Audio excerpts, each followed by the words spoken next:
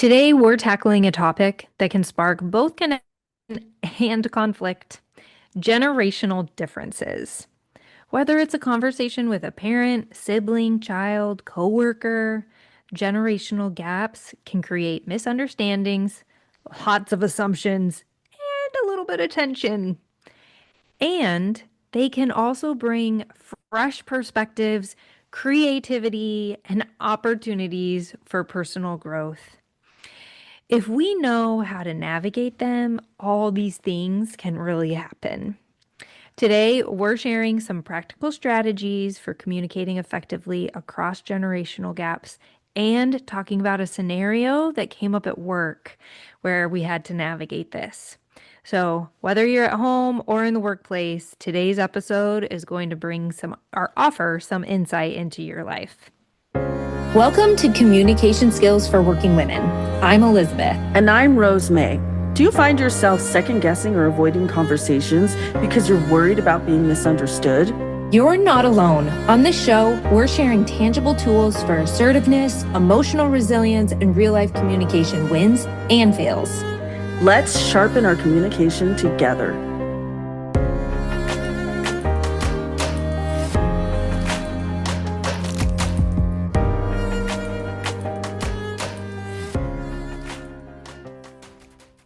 Just thinking about generations and the folks that you work with, the folks that you're eating Thanksgiving dinner with, people that you're seeing regularly, right? Just to define some terms and kind of what these generations are. I think, especially as I become older, it's harder for me to keep track of who is who, honestly.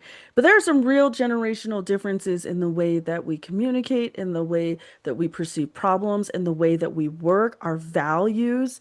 Right. And so I think it's really helpful to just kind of define that. So baby boomers were those who were born between 1946 and 1964. Currently, they are between 61 and 79 years old. So thinking about those who exist in your family or in your workplace, this is about 73 million people in the US.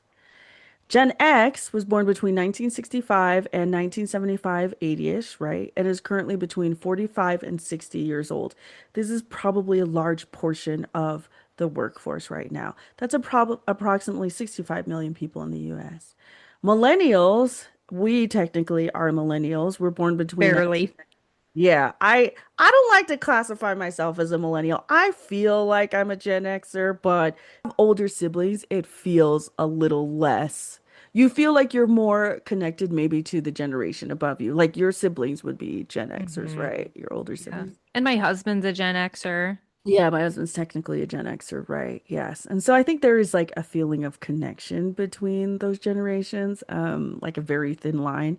But these are actually folks who are between 29 and 44 years old. So this is around 74 million people in the US.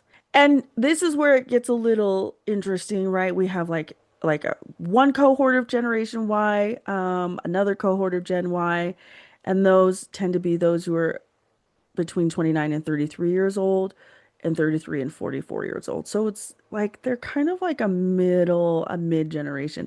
Then there's Gen Z. Gen Z is one of the newest generations born between 1997 and 2012.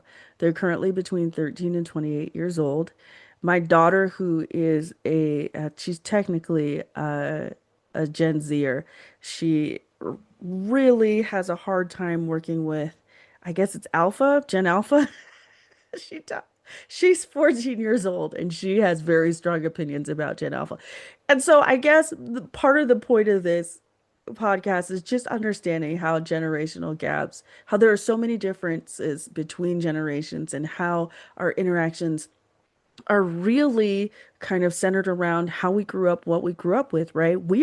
I think we're technically the last, aren't we the last generation, but the last generation that had, or the only generation maybe that grew up with a combination of internet and like non-internet, Yeah. right? Like Yeah. technology came towards the latter end of our I Hmm. guess formative years, right? So just thinking about how this podcast episode is designed to help us understand how sometimes our interactions are impacted by the honestly the times that we're born. And I think everyone has an experience with this, whether it's a family experience or a work-related experience, right? Or an educational academic Mhm. experience even, right? Absolutely. So you had an experience at work. Will you share that with us? Yeah, so at my job we were trying to figure out some updates to our project management process. And in the room were three distinct cohorts or three distinct generations. If I had to classify them, I would say for sure baby boomers, for sure Gen X millennials, and I would say actually probably Gen Yers too, right? So we had like there's a lot of overlap in Mhm. between all of these individuals, and we're trying to figure out how to solve this problem. And some of the younger coworkers were very concerned that the systems that we had in place did not they weren't provided enough training to be able to carry out some of the tasks that were required for this project.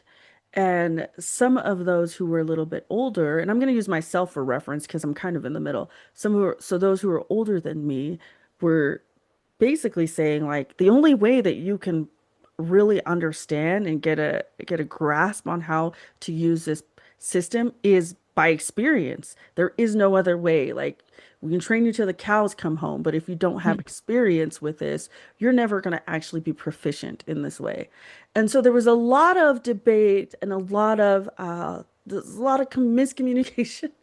There were a lot of there was just a lot of it was very tense. It was a very tense environment, and I was kind of stuck in the middle because I could see both perspectives. Having been part of the a younger cohort at one point and having to learn this new system and this new process, I remember what it felt like to not feel fully trained or fully equipped Mhm. to deal with some of these processes.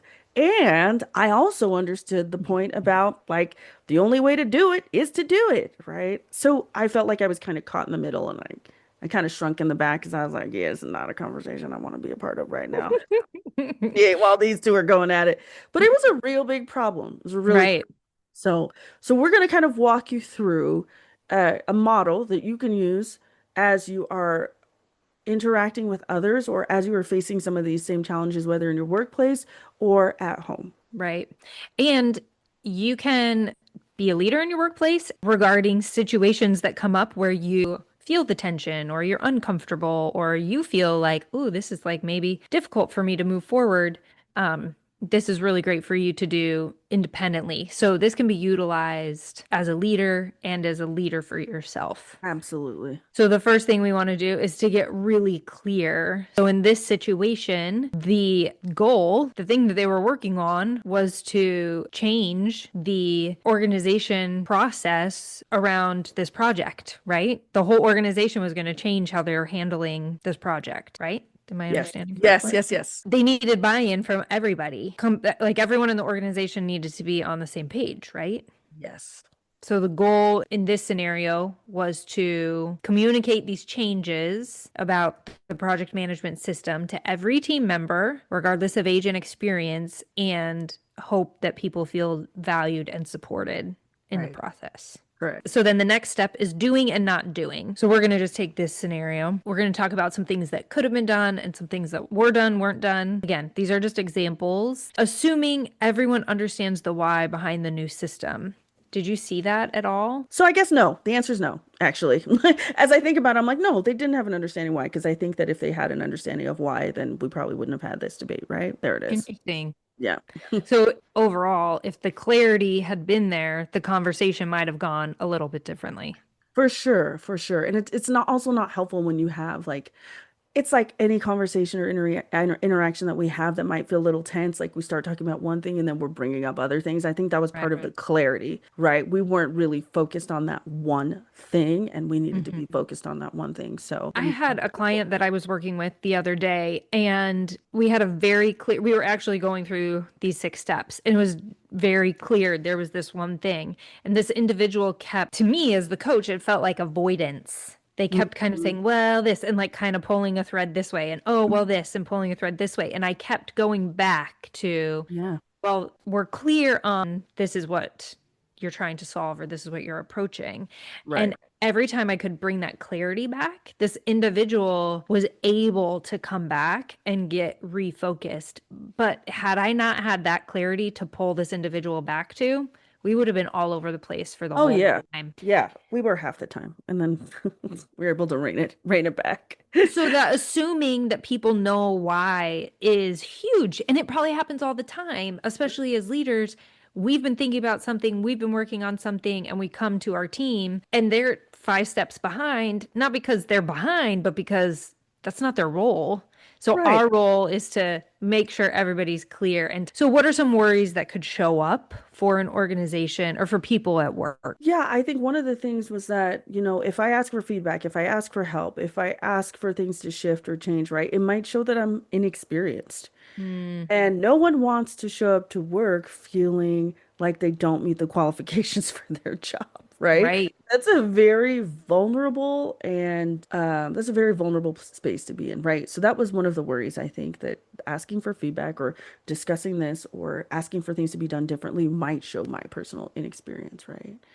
And Right. then if I got pushback, right, if people started pushing back, then maybe leadership will think that I'm not managing this Mm, change well, or I'm not a team player, right? All of these kind of concerns that were probably, I'm assuming, floating through many heads at the time. right.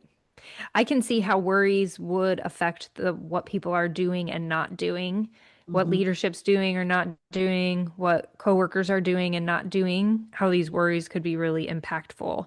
Yeah. And so those worries show us what we're doing and not doing. And then the worries reveal our hidden commitments.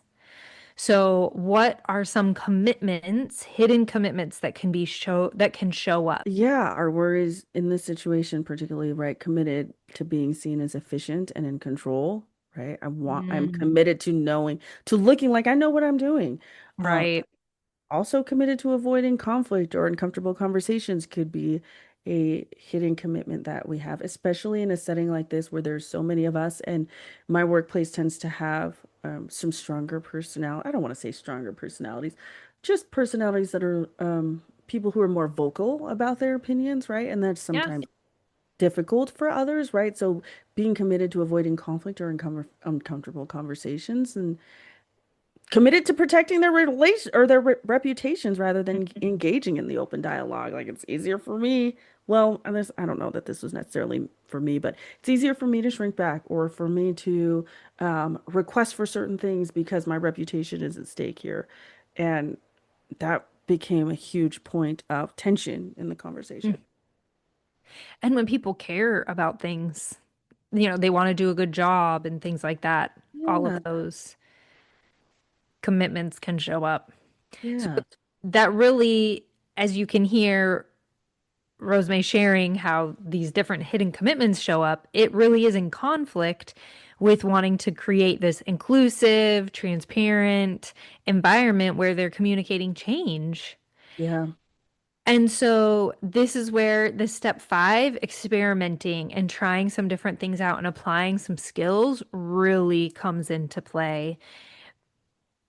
For sure. And part of the experiment here, right, is these are interpersonal, internal changes that we need to experiment with, right? So recognizing and respecting differences, noticing how the differences in habits and values show up and noticing them without judgment, right? So being curious, asking questions to understand why someone prefers a certain approach, such as just doing in order to get the experience that you need without being trained, right? Understanding why that's important, Yeah. appreciating the strengths that each of those perspectives gives, right? If I'm thinking about those two perspectives specifically, right, that the jumping in and gaining that experience immediately, that is definitely a strength to be able to sit in any situation and learn as you go. It's also very important to feel like you are equipped with the skills to even jump into a situation. So that and having skills is a very like the desire to have skills to do your job is a strength, Hmm. right? So I would say that that is definitely a strength. Yeah. And there's some powerful questions you can ask when you are sitting on the side of not wanting to jump right in. A question you could ask someone who's like, well, we just got to do it could be, can you share with me a time where you didn't feel prepared and Absolutely. you just jumped in. And can you share with me how that worked out for you? That Yes. person might be able to provide encouragement and foresight that you don't have.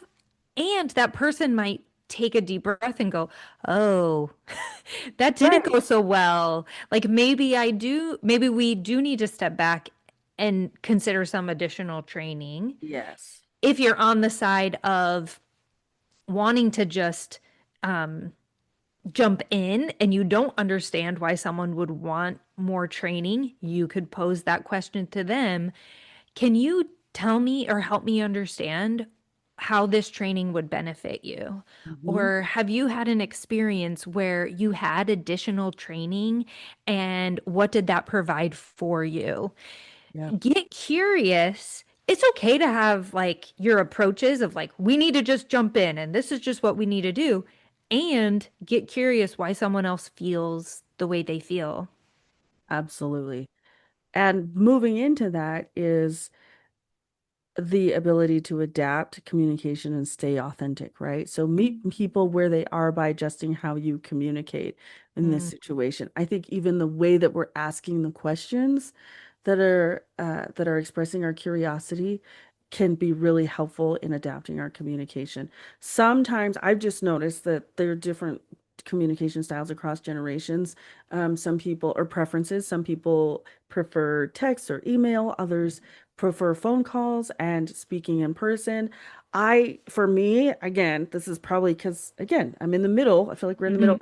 I could go either way. I don't mind a text. Sometimes I do appreciate someone talking to me in person because I think that you get a sense of what they're experiencing. You can be with that person in that moment. And also sometimes like we just don't have time for all that, right? Right. Um, and so I think that even being able to adapt our communication while remaining authentic to the goal and the purpose and our question, the clarity that we want to have can be really important in making connection and collaboration Yeah. easier for all parties. I also think with leaders, if you're getting a lot of like in your group, if you're implementing a change of organizational process and you're having these different responses from people, individual follow-ups is always a fantastic Mhm. thing to do. And I mean, you can use that in your interpersonal communication too. You may be having a one-on-one with somebody, but then you recognize, oh, that didn't go as well as I thought, or oh, they had some pushback here or there. And you just give people a little bit of space and then follow up later with, I noticed this. Tell me more about what you Mhm. thought about this. And within the organizational systems of your company too. Like it's never great to have that meeting outside of a meeting. Yes, yes. So I exercise with caution, right? Correct, correct. Yes. And finally, focus on shared goals, right? Focus on those shared goals, but focus on them with patience and curiosity. Going back to number one, right? The patience part. Be patient, ask questions, listen with empathy, right? When we have this friction that arises, we can stay grounded in our conversation if we're focused on what we both want to achieve. And at the end of the day, all we wanted to do was serve our clients Hmm. better, right? That's what everybody wants to do, whether it's by jumping in and getting the experience or feeling a little bit more trained. Everybody had the shared goal of just doing what was best for the client, right? And I think that that is important to remember because we can oftentimes feel that our the friction that we're experiencing or the tension that we're experiencing can feel oppositional, and it doesn't necessarily have to be experienced that way if we can remember why we are here. What is our point, right? Right. So experiment. Take this time to really test these things out. Try to recognize and respect differences, adapt your communication, and still stay authentic. Or focus on the shared goal with patience and curiosity. So take one of those things and try it out, test it, and Mhm. see what responses you get. The collecting data and moving forward is such an important thing to do when you've experimented and then you're reflecting.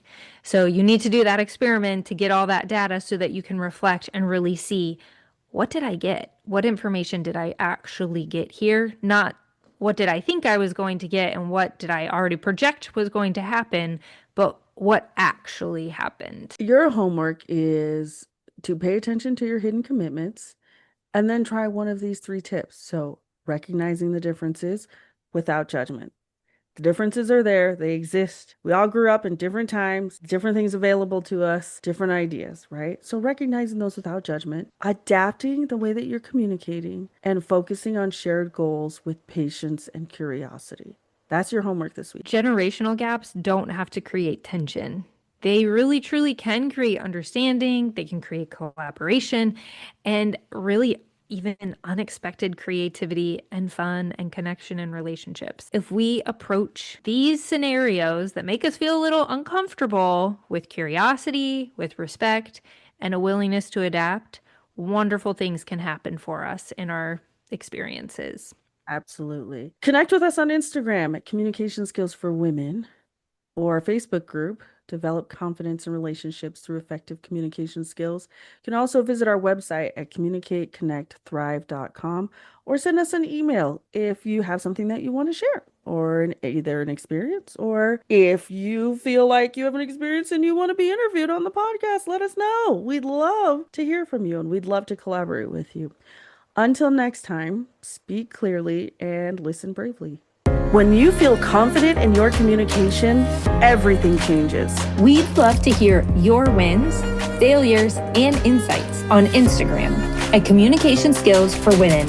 Leave a review and connect with us. Until next time, speak clearly and listen bravely.